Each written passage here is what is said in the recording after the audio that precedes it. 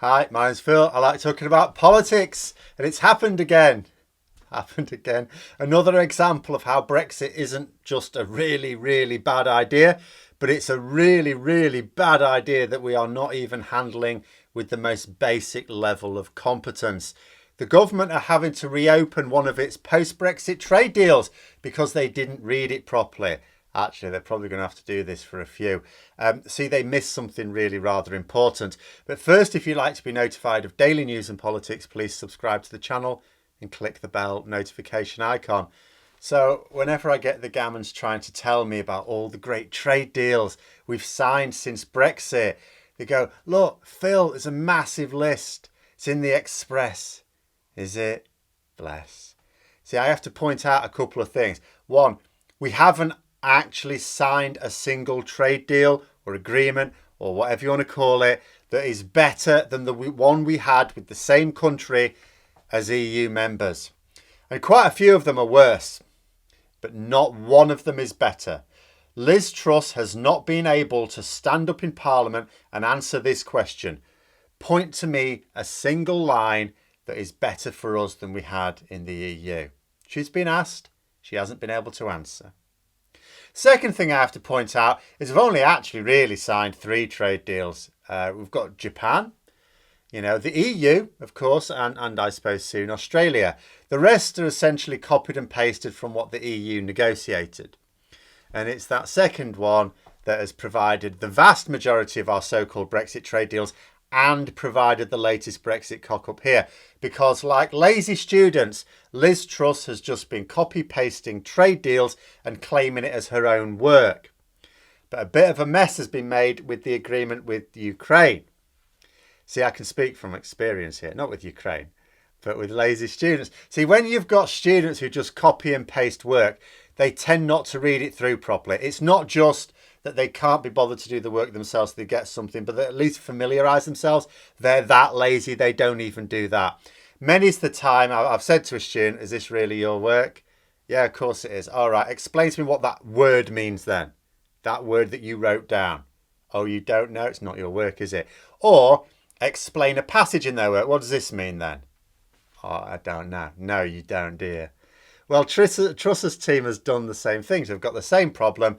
The Ukraine agreement contained a lot of sections that tie the UK to EU rules. Yeah, we agreed trade terms where the legal text, which has been signed by Boris Johnson quite a long time ago, means having to follow EU rules. This was not noticed for quite a long time. The agreement was signed by the Prime Minister in October.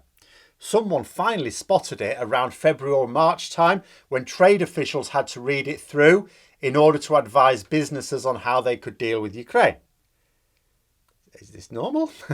Is it normal to only read an agreement months after signing it when you decide you want to actually use it? I mean, it would be consistent with, for example, David Frost's assertion that he didn't know what was in his own withdrawal agreement.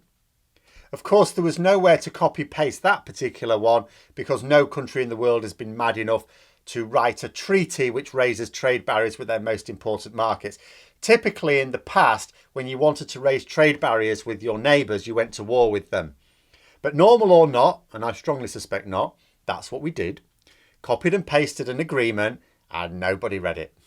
Ukrainian officials presumably will have read it, of course, but they will have only been concerned with the text from the point of view of what they were getting and what they were obliged to give in return. It would be of no concern to them if our obligations meant following EU rules. Frankly, it should be of no concern to us. We're going to end up doing it again anyway, only for a period without having any say in those rules until we wake up and decide to rejoin. But although the problems were spotted 4 or 5 months ago, it was not made public knowledge until more recently. I'll bet it wasn't. Because consider what this means. I mean, I'd already been saying for some time that we were copy-pasting trade agreements.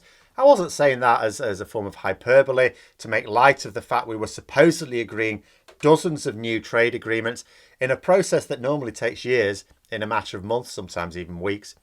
I said it because I knew it was true. It had been reported to be true. It was obvious. We were just crossing out... basically going through and go, wherever it says the EU, cross it out and replace it with the UK. The agreements were otherwise essentially the same. But what this means is that the government didn't even get someone to read it through properly before final agreement on the terms. No one really proofread it. It was a rush job. And it won't be the only one. In fact, the article in The Independent, which I read blowing the lid on this, emphasised that the government wanted to be particularly careful with this Ukrainian agreement because the EU would be paying careful attention. It was of strategic importance. So let's just get this straight. This was an example of an agreement that the government took particular pains to get right. Imagine what's been missed in the ones where, even by our own standards, they just rushed it through. Has the government had its officials read any of our trade or security agreements post-Brexit? Do we actually know what any of them say? I mean, I know there was a bit of this going on with the EU Trade and Cooperation Agreement. Another one that was rushed through. There was a section, for example, it was widely reported, that talked about Netscape Communicator as a modern system. Not only is Netscape Communicator not in the slightest bit modern, it was when the EU was first formed, it is no longer even in general use. The last version was released in 2002. And this is the nature of trying to come up with agreements that, like I say, take years. If you try and do them in months or weeks, you have to cut corners. Then consider that countries tend to only be pursuing a few trade negotiations at any one time. So they can focus on a few at a time. We're having to get 4 decades worth of trade deals across the whole globe as quickly as possible. Our completely inexperienced trade team is stretched far too thin. So it should come as no surprise that not only are we being eaten for breakfast by more experienced trade teams that know that we are pushed and that we are desperate, but that there will be whole passages of the agreements that are completely unintended from our point of view. Like I said, I've no doubt that there won't be anything to worry the other side. Their team will have made sure that they are happy with every word, unless, of course, we happen to find countries just as desperate as we are. I suppose Ukraine could have been one such country, as the agreement, it wasn't just about trade, but security as well. And this Ukraine agreement is not just an embarrassing reminder that we are getting Mickey Mouse trade deals. The report quoted someone involved saying that the changes would now need to be made weren't even minor, that they would have a significant impact on business. Emily Thornberry for Labour, Liz Truss's opposite number, described this cock-up as being not only, not the only one, but the most serious one because of the strategic importance. But it does also raise the question, just how many more of our copy-pasted trade deals contain things that nobody's yet noticed, unintended passages? Are businesses already breaking the law because they're doing what the government has advised? The government thinks the trade deal means this, so they've advised businesses accordingly. But if the trade deal doesn't say what the government thinks it says, that government has been providing poor advice. A government that doesn't even know what's in its own trade agreements. Another question would be, how long will it take to fix? Because we're still trying to copy-paste more deals. Fixing the mess that we've made will take time. Even finding the mess that we've made will take time and resources away from that. Are we going to wait until disaster happens on a case-by-case basis, till businesses are taken to court, or try and fix them before? Will it take longer to fix than it would have to have just committed enough time to getting it right in the first place? There are quite a lot of questions that Liz Truss really needs to be answering that I strongly suspect she will be avoiding. Instead, she'll just talk about how much easier it is to get soy sauce now, and that our already not enough food can now be sent to India, despite 8 million people in this country being in food poverty and difficulties in getting food from other markets. But those are my thoughts. Let me know yours in the comments below.